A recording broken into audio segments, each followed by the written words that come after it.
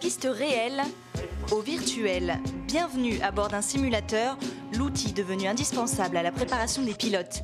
Nous sommes à 40 km au sud de Paris, chez AOTech.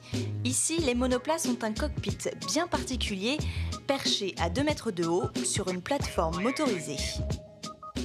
Je vais vous montrer un peu à quoi ça ressemble. Donc, on utilise une vraie coque de Formule 3.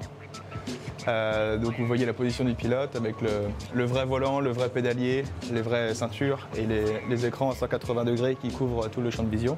On utilise 6 vérins qui permettent de mettre en action la plateforme et de recréer les gires ressentis par le pilote dans la vraie vie.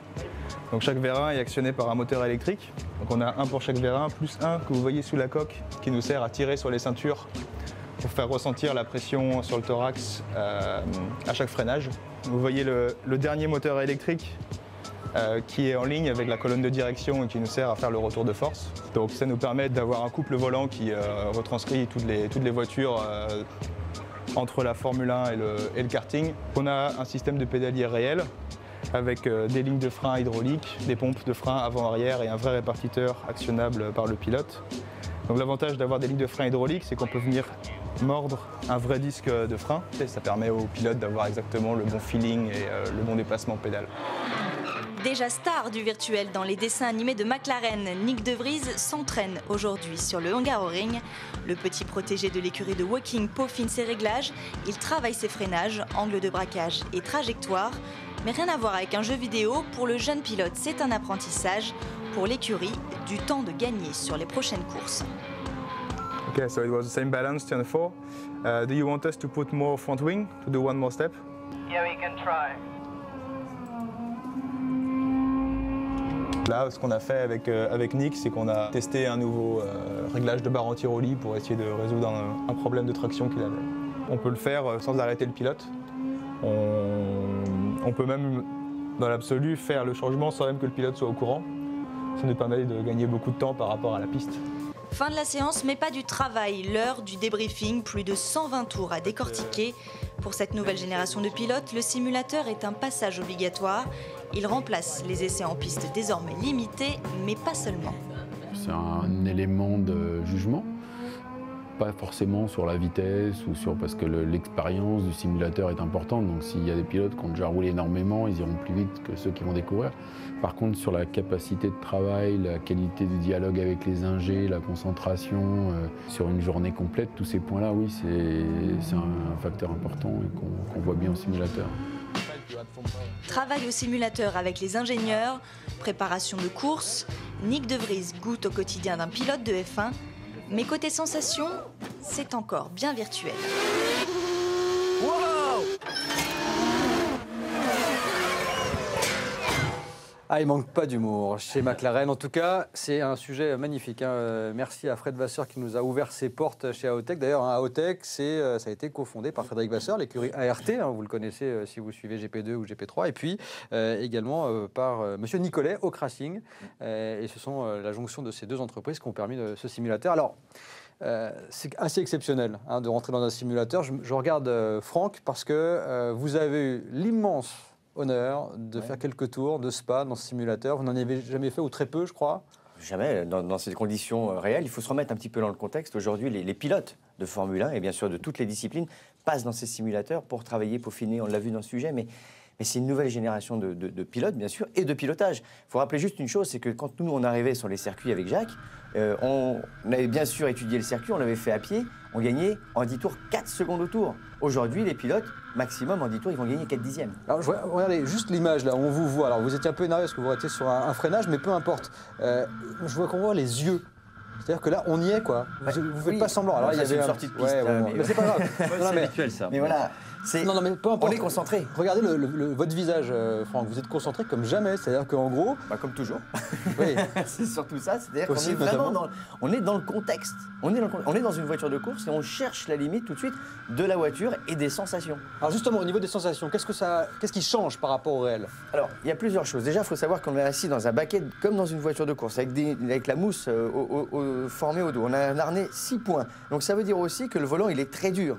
Ça, c'est un bon plan aussi pour les pilotes parce qu'on se muscle en même temps les bras et c'est aussi pour ça qu'on transpire. On le voit sur ces images, c'est pas simulé. Hein. Nick, il transpire pas. Vous et moi, oui, on a transpiré. Mais Ouais. lui, il était nickel. Hein. Oui, parce qu'il a l'habitude Ah et oui, eux, oui. ils roulent des fois 1h30 dessus. Hein. Mais voilà. D'où on a fait une demi-heure et croyez-moi, physiquement, c'est dur.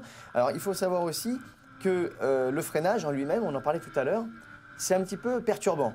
Parce que même si on a cette sensation pédale, comme on le disait tout à l'heure, quand on tape fort dans les freins, on a du mal à voir la roue avant bloquée, d'accord? Et surtout, on est poussé parce qu'on a les vérins qui nous poussent. Et le harnais nous retient. Donc ça, c'est un petit peu perturbant pour nous. C'est, je dirais, le petit point négatif. C'est un feeling, quoi, qui Oui, est pas pareil. Hein. c'est plus une habitude de simulation, mais pas forcément ce que l'on a en piste, surtout sur les freins. Par contre, tout le reste, Voilà. les latéraux, les Les accélérations, délestages. tout est pareil. Tout Ah. est vraiment fidèle et c'est quelque chose qui permet aux pilotes vraiment aujourd'hui de pouvoir travailler tout de suite. Et quand on essaye tout à l'heure avec un cran d'aileron, c'est une chose, mais il faut savoir aussi que grâce à ce simulateur, on part avec de l'essence et ils arrivent à régler la consommation de votre moteur en fonction de la machine pour délester en essence et que le feeling de la voiture change au fur et à mesure. Ah, C'est juste extraordinaire. Mention très bien pour Franck, parce que je précise que d'habitude dans un simulateur, on peut être malade, hein, quand on n'a pas l'habitude. Michael Schumacher était malade, vous ne l'avez pas été. Hein. Moi-même qui ai fait 2 tours, j'étais pas très bien à la fin, je vais le reconnaître. On va regarder justement cette image parce que c'est du vrai boulot et malgré tout, on a beau être complètement statique, regardez un peu l'état dans lequel vous êtes. Non mais vous êtes pas sportif, vous voyez ce que je veux dire? Donc vous êtes en bonne condition physique et malgré tout, vous avez transpiré comme jamais. C'est Non, c'est vrai qu'on s'est bien marré, mais en même temps, c'est extraordinaire. Parce que les pilotes d'aujourd'hui, ils bossent comme ça. Il faut juste rappeler une chose, c'est qu'en 94, avec Olivier Panis, on part à Adélaïde pour rouler chez Ligier. On a tous les deux un PC sur les genoux et on joue à un jeu qui a plus d'âge. Mais c'était comme ça que l'on a appris le circuit dans l'avion pour partir sur la course. Donc c'est toute la différence. Jacques, vous, est-ce que vous auriez aimé monter dans un simulateur à votre époque? Est-ce que vous avez simulé, vous, à votre époque? Moi, j'ai simulé beaucoup. Jacques, mais c'est pas une génération à simuler. Je veux dire, le simulateur, j'ai essayé une fois ou deux, mais ça me fait mal au cœur tout de suite, Ouais. donc ça ne m'intéresse pas. Enfin, ça ne m'intéresse pas.